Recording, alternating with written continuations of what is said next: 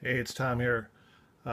Just wanted to talk about some basics that I do before I even start a car, before I even run it. Um, I think it's all kind of common sense, but these are things that I kind of had to learn on my own.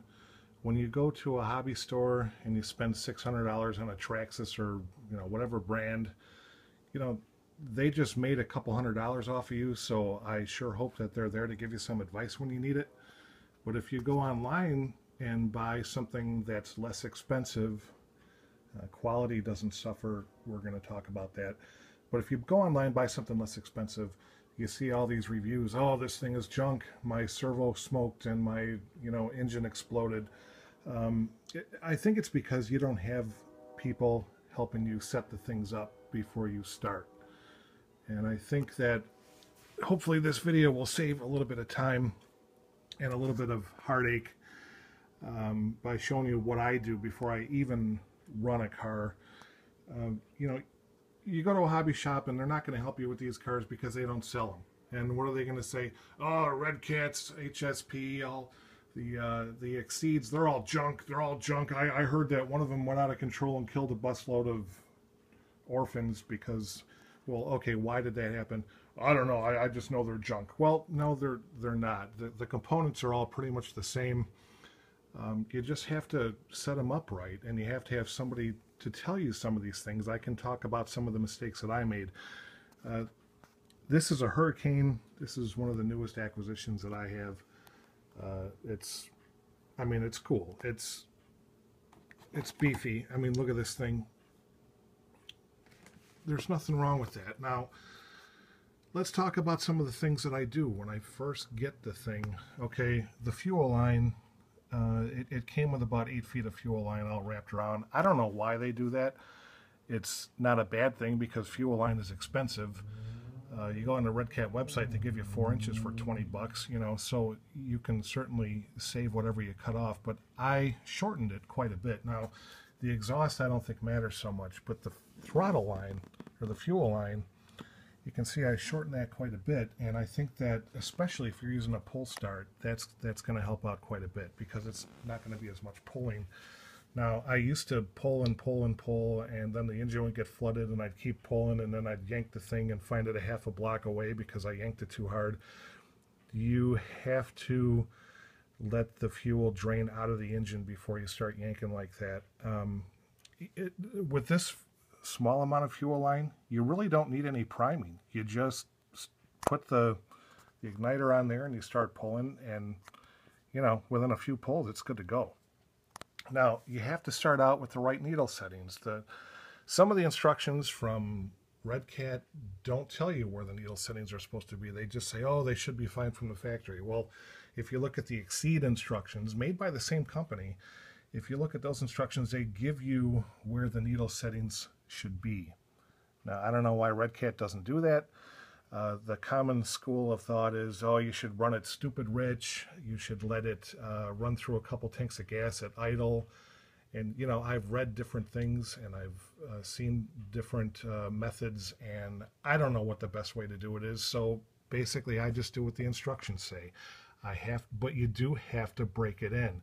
If you go full throttle, the engine's either going to explode or it's not going to last very long. So the way I break it in is I let it idle like that through 2 tanks of gas.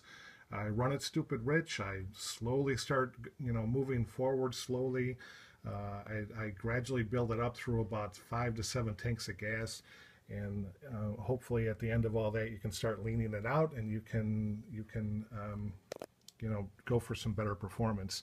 I haven't had any problems doing it that way. When I first started, I know that I just wanted to rip it out of the box and go ripping around town with it. Well, you can't do that. So anyway, I mean, as you can see right there, sometimes when you shorten them, they do lead into some problems. I had a fuel line that was touching the flywheel and it ground a hole in it. That wasn't a good idea. I actually used that little nylon thing that holds on the air filter to hold the thing down so it's not touching the heat sink, so it's not going to melt a hole in it. I do little things like that. So anyway, shortening the fuel line, I don't think it's a problem. Somebody might come back and say, hey, you're an idiot for doing that, but I don't see why. So we've talked about hobby shops. I've had bad experiences with them. If you don't give them, even if you do give them a lot of money and buy something from them, they're still going to, some of them have attitudes. But I'll tell you one thing. I had a Tamiya Hornet when I was younger. I smashed it into a curb. It vaporized, and the Tamiya gods did not come down and save the car. It doesn't matter what brand it is. These cars are tough. If you hit a tree with any car, no matter what brand it is, it's going to have broken parts. So, let's see. Let's talk about first thing I do with these cars. I can show you on this one a little bit better. I do a little bit of modification. For some reason, these cars come and you adjust you try to steer, and the servo horn or actually not the servo horn, the turnbuckle connected to the servo comes out and whacks into the body. I don't know why they do that, so I take a Dremel drill and I made a little hole there so that it has room. I don't think I had to do it with this one, no, because this one, as you can see, is pretty open. So on all my 1/10 scale cars, I've had to do that. Makes things a little bit easier. Another thing is the body on the 1/10 scale cars were always crooked, and I couldn't really understand it. Well, it turned out, I'll take a look here. They had the fuel line and the exhaust line wrapped around this thing, and it was pushing out, so the body would sit crooked. I don't really understand it, so I shortened them, and I tucked them in there, and now the body sits straight. I don't have any oil on these yet. These are brand new cars. I do recommend highly putting some sticky oil on there, not motor oil. You put some air filter oil on there. You don't saturate it, you just make it so it's a little bit stickier to hold on to the grime. A big thing that I've noticed, people say, oh, my servo, melted, and these cars are junk, these servos aren't very good. No, you know what? If you adjust them properly, you won't have a problem. Now what I do, again, one of the first things I do is adjust the servos. You have to adjust the throw, and you have to adjust the limits.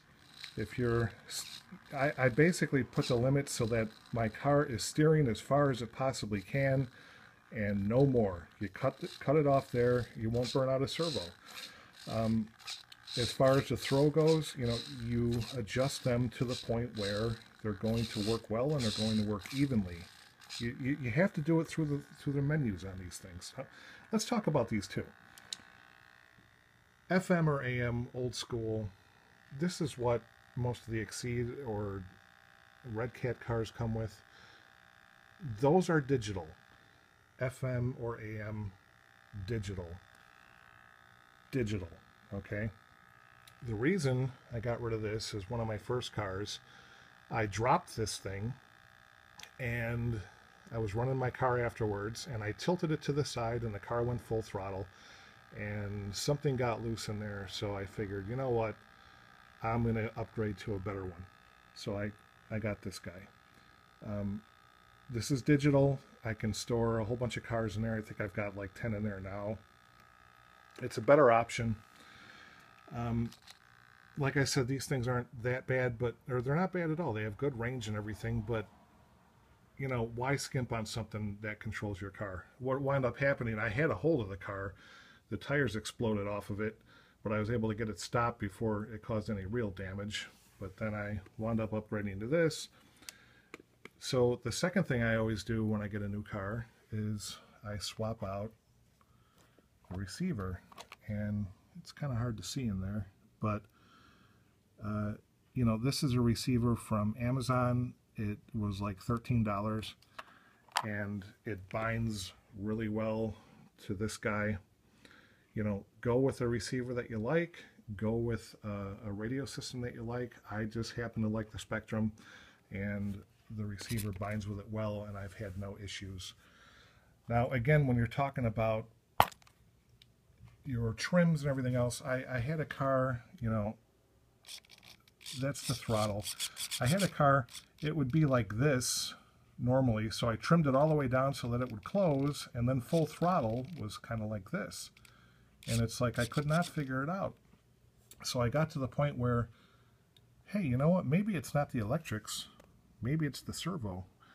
So I actually wound up taking the servo horn off and moving that one click over, and then everything was fine. So basically that was just put on there wrong. It was an oversight, and just a simple mechanical adjustment like that fixed it. Now, a thing with throttle, okay, that's idle right there. You don't want that to close or open or do anything when you hit the brakes. That should remain still. If that does not remain still, you need to, either fix the throw or the trims or whatever, because that should not be moving when you hit the brake. That should not move, okay? Full throttle is there. You have to adjust your throws. If you go full throttle and then you have another, you start pulling the carburetor off your engine, okay, your throw is too high. You have to make it lower. You should have a full range of motion with these things without causing damage. You shouldn't be flexing the chassis. You shouldn't be pulling parts off. You should just have enough to where it's not stressing out any of the parts, but you're getting exactly what you need out of it. Okay? Now, that's sometimes when you let off the throttle, oh, the thing stays like that. And then you hit the brakes, and it finally closes all the way. This should be closing all the way when you let off the trigger. If you have a problem with your idle, then you have to adjust the idle screw, make that come out a little bit more. But what I'm saying is, this should not, when you let go of the throttle, you shouldn't have that much until you hit the brake. It should be open all the way without overstressing it. It should close all the way to the idle position and then not move when you hit your brake. So that's another, just a common sense way to adjust it. When I first got my cars, I didn't really pay that much attention to that particular setting, and gee, the car's revving, and I don't know why, but then I hit the brake and the engine slows down. Well, it should return to normal throttle without hitting the brake. Let's see, starters, again, people spend a lot of money on starters and things like that. This is really brand new. I haven't swapped it out yet. On all my cars now, I've got this little guy. It's a roto starter. You look at these online, you look at them on their websites, and oh, it's $40, $60, $80. Plus, if you want to get the plates for the car, they're an additional $20, $30 a piece. Now, I went to eBay. I got this guy. This was $11. Each plate from eBay, a particular seller I usually use, these are about 10 bucks a piece. So you can outfit all your cars for, 10 bucks a piece. You get the initial starter like this, and like I said, it was $11. It turns over my 1A scale and it turns over my 1/10 scale really well. Glow plugs. You go into a hobby store now, it's like, hey, what glow plug should I use? Well, Exceed sells these things. They have a gold tip on them. I don't know if you can see it. Basically, all of theirs come with a gold tip on there. I don't know if it's hot. I don't know if it's medium, but I figured it came from the website that way. Those are all, the only glow plugs I use are those. They're $5 a piece, maybe a little bit less on the Exceed website. They work really well. I mean, you're supposed to go through a couple of these things when you're breaking it in. I never have. I've burned one out in all the cars that I've run. I've only burned one out. So they last really well and they work really well. They seem to be pretty nice. So I don't know, there's probably some things that I left out, but these are just basics that people don't tell you about. Let's see, I went over hobby shops, and sometimes they have attitudes. Buying online, they don't tell you a lot of these things. Fuel line, body crooked, radio types, adjustments, servos, engine break-in, starter. So I don't know, if you have any questions, feel free to leave me something down below. I know this is not a professional video, but I'm really kind of tired of people bashing these cars. I mean, not in the sense of driving them around on dirt, but I mean saying, oh, they suck. Well, tell me why they suck. Well, I don't know. They just do because you paid $160 for this car, and I paid or $600 for my car, and it's not fair. Well, I'm sorry, it's not fair, but make sure that you adjust everything correctly. Take care of your components. This guy, I just ordered a bunch of aluminum parts for it, not because it's going to improve my time on the track or anything, just because I think it's going to look cool. So I'm working on that now. Maybe I'll make a video on it. But again, Exceed, Redcat, HSP, what's the other one? I don't even remember, but they're good cars, man. So trust me on that.